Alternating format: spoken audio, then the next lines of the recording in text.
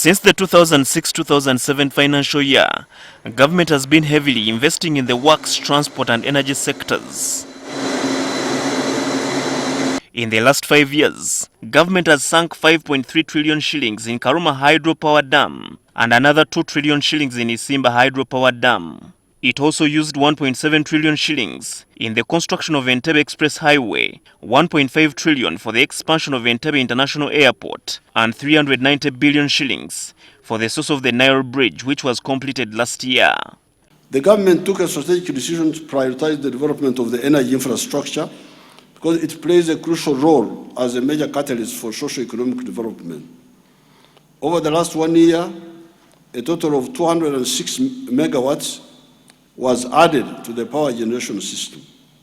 This investment has raised the country's national debt to 41 trillion shillings, mainly owed to the Exim Bank of China and to Japan. Despite this expenditure, there are questions on whether these projects will have return on investment in the medium and long term.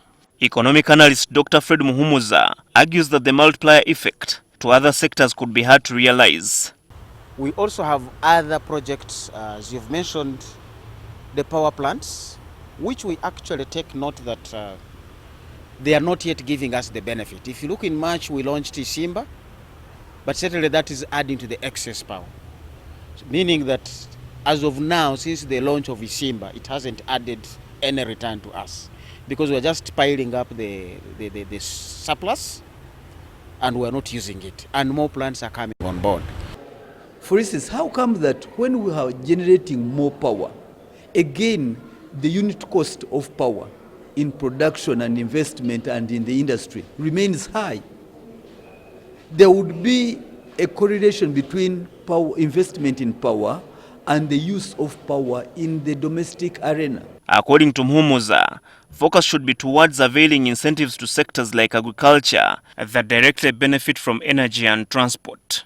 It's a discussion of shifting or reducing investments in the energy sector to now begin providing incentives and investments in the sectors that use the energy. Because that is the only way you get a return from this stock that you already have. So you should be devising ways of how do we ramp up demand for energy? How do we ramp up the use of the roads that we have already built?